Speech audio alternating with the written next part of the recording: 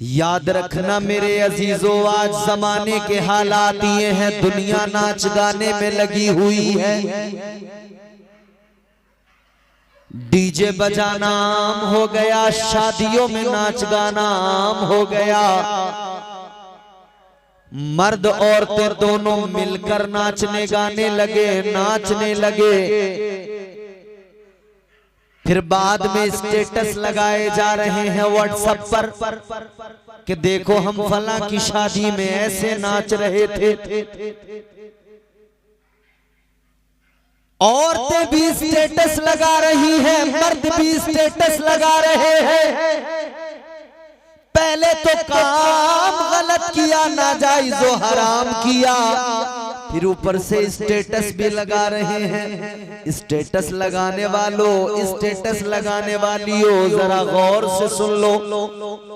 दुनिया की बड़ी से बड़ी डिक्शनरी उठा के देख लो, गूगल पे सर्च करके देख लो, स्टेटस की मीनिंग क्या होती है, माना क्या होता है। स्टेटस का माना होता है औकात। क्या मतलब होता है? औकात। मतलब ये स्टेटस लगाने वाला जब स्टेटस लगाता है वो जमाने को अपनी औकात दिखा रहा है।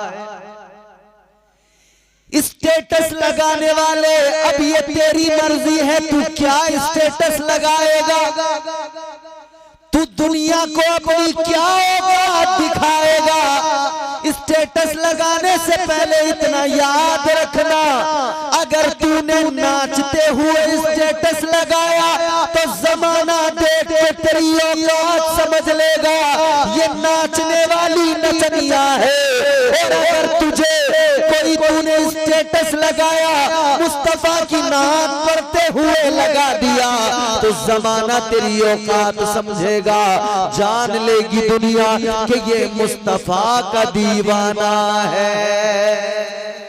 नारे तकबीर, नारे तकबीर, नारे रिसालत, नारे रिसालत, मसलके आला हजरत, नारे तकबीर, नारे रिसालत।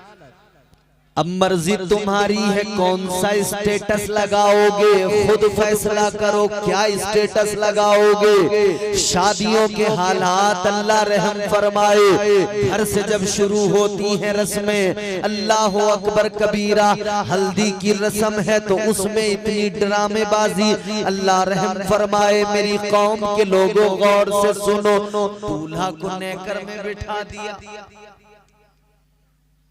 कपड़े निकाले, नेकर पहना के बैठा दिया कच्चे में,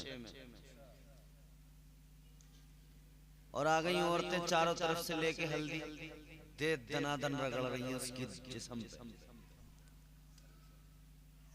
नाफ से लेकर घुटने तक ये सतरे औरत कहलाता है। मर्द का ये जिस्म का हिस्सा छुपाना फर्ज है। और ये जो कच्छे पहन पहन के लोग घूम रहे हैं ना घरों में, नहा के निकले बाथरूम से नेकर में, इस्लाम इन बेगैरतियों की इजाजत नहीं देता। इस्लाम के अंदर हया है, इस्लाम हया का दर्स देता है। इस्लाम पाकीज़ा मजहब है। इस्लाम जिस्मों की नुमाइश की इजाजत नहीं देता, इस्लाम बेगैरती की इजाजत नहीं देता। ताजदारे मदीना की शरीयत पे अमल करो, नाफ से लेकर घुटनों तक जिस्म का हिस्सा ये छुपाना फर्ज है अजीजों। घर में रहो तब भी छुपाना फर्ज, बाहर रहो तब भी छुपाना फर्ज, इसको हर हाल में छुपाना जरूरी है। और औरत के लिए सर के बाल से लेकर पैर के नाखून तक पूरा वजूद सतरे औरत, पूरे वजूद को छुपाना जरूरी, पर्दा जरूरी। मगर दोनों ही की हालत ये है, न मर्द अपना जिस्म छुपा रहे हैं, न औरतें अपना जिस्म छुपा रही हैं। जिस्मों की नुमाइश हो रही है। अब गर्मियां आ गई, गर्मी जैसे जैसे बढ़ती रहेगी लोगों के कपड़े वैसे वैसे उतरते रहेंगे। गर्मी में कपड़े उतार के सोने वालों इतना लिहाज रखना, सतरे औरत को जरूर छुपाना।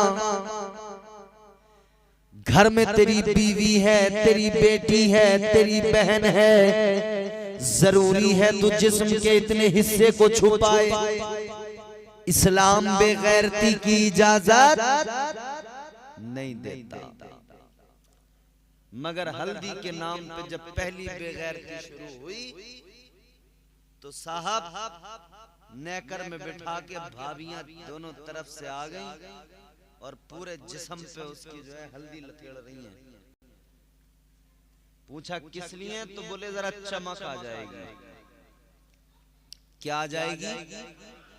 चमक। हल्दी लगाने से चमक आने का ख्याल रखने वालों इतना याद रखना, फकत हल्दियां लगाने से चेहरों पे चमक नहीं आती। इश्क़ मुस्तफा की बरकत से चेहरे चमकदार होते हैं। याद रखना, हल्दियां लगाने से फकत चेहरे नहीं चमकते, बल्कि हमारा मिजाज तो ये है, हो जाएगा चेहरा नूरानी और दिल में चमक आ जाएगी। हो जाएगा चेहरा नूरानी और दिल में चमक आ जाएगी। तुम रोज कलामे पाक पढ़ो, सांसों में महक आ जाएगी। कलमा, नमाज, रोजा, तिलावत कुछ नहीं है, सिर्फ हल्दी से चमकदार बनने चले हैं। याद रखना, अगर हल्दियों से लोग चमकदार हो जाते तो दुनिया के तमाम लोग रोज हल्दी लगा रहे होते जिससे। अगर आपको फिर भी लगाना है तो ठीक है ना, आप खुद लगा लीजिए, औरतों से किस लिए। भाभी और देवर का जो रिश्ता है ना, बड़ा खतरनाक है। हिंदुस्तानी तहजीब अलग है, लेकिन इस्लामी तहजीब अलग है।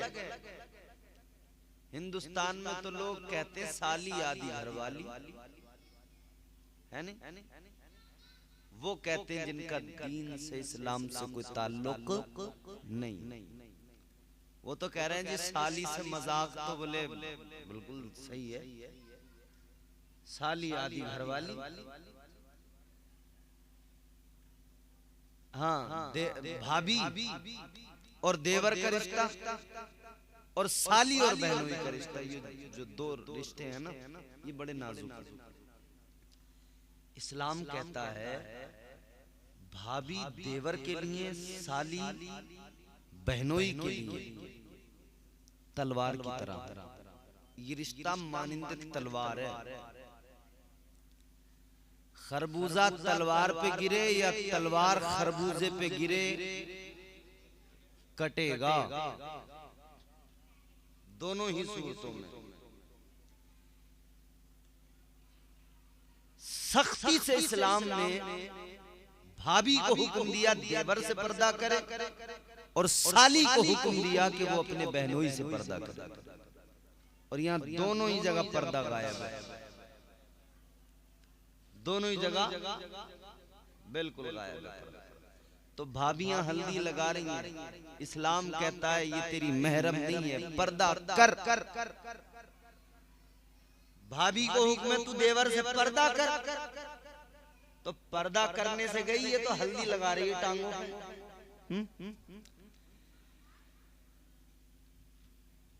जहन करीब करो मेरे अजीजों, तो ये पहली बेगैरती शादियों के अंदर जो आती है, हल्दी के नाम पे आती है। फिर उसके बाद में आगे बढ़ो अजीजाने गिरामी उल कद्र, कई और बेहूदगियां शुरू हो जाती हैं। 2-3 दिन पहले से, अब तो खैर कम हो गया, वरना पहले औरतें इकट्ठी होती थी, ढोलक आती थी, बोले गीत होंगे, गीत गाए जाएंगे। 2-3-4 दिन तक ये सिलसिला चलता था, गीत गाए जाते थे, औरतें महल्ले की जमा होती थी। ये किसका तरीका? इस्लाम का तरीका नहीं है, ये गैर मुस्लिमों का तरीका। मेरे आला हजरत फरमाते हैं, वो हमारे नबी, उनके हम उम्मती, वो हमारे नबी, उनके हम उम्मती, उम्मती तेरी किस्मत पे लाखों सलाम। बड़ी बात है हुजूर का उम्मती होना। हम हैं, अल्लाह का एहसान है, रब का करम, हम हुजूर के आशिक। हमारा ये तरीका है, हमारे यहाँ गम हो या खुशी, जिक्र मदीने वाले का होता है।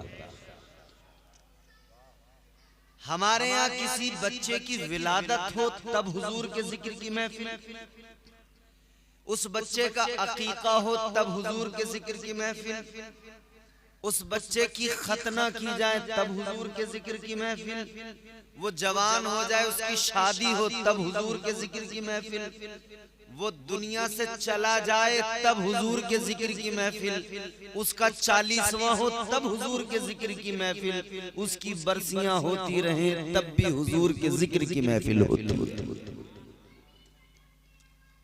हम हर हाल में हमेशा हुजूर का जिक्र करते, क्यों ना करें? हुजूर का जिक्र बड़ा पाकीज़ा जिक्र है, बड़ी फजीलतें हैं जिक्र की।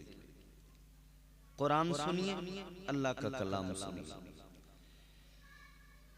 परवरदिगारे आलम खालिक़े कायनात रब्बे लम यज़ल व ला यज़ाल ने कुरान मजीद में अपने प्यारे महबूब के जिक्र की अजमतों को बयान फरमाया। अल्लाह ताला ने फरमाया, वरफ़अना लका ज़िक्रक। अल्लाह ने ऐलान फरमा दिया, महबूब आपका जिक्र आपके लिए बुलंद कर दिया गया। आपका जिक्र आपके लिए बुलंद किया। ये लफ्ज़ लका जो है, अगर इतना होता वरफ़अना ज़िक्रक तब भी बात पूरी हो जाती। परवरदिगारे आलम खालिक़े कायनात रब्बे लम यज़ल व ला यज़ाल ने मिजाज दिया, दुनिया को बता दिया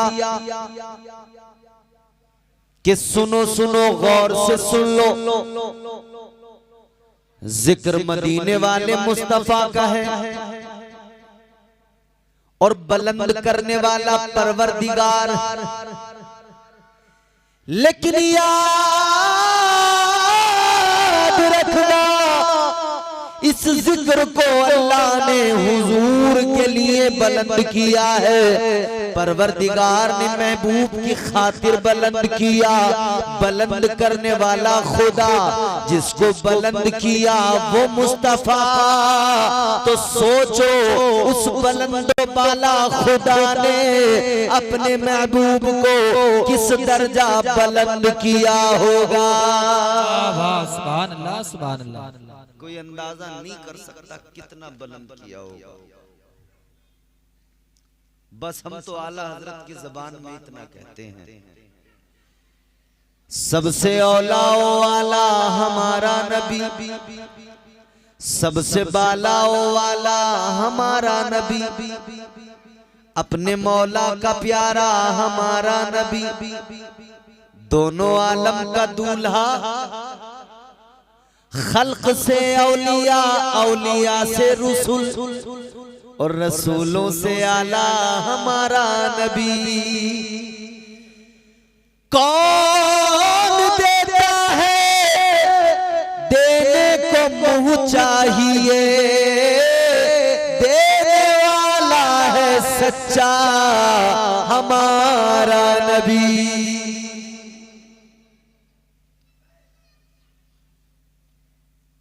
हम तो आला हजरत की जबान में हुजूर की अजमतों को बयान कर देते हैं। तो हमारे यहाँ हर मौके पर महफिल हुजूर की होती है। अल्हम्दुलिल्लाह आज शादी के मौके पर, क्या नाम है जिनकी शादी है? साजिद भाई की शादी है।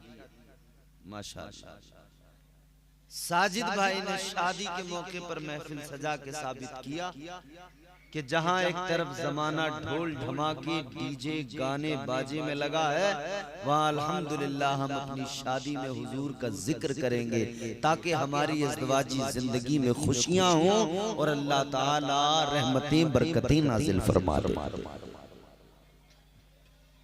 हालात तो ये है कि जमाना आजकल नाच गाने पे लगा हुआ है।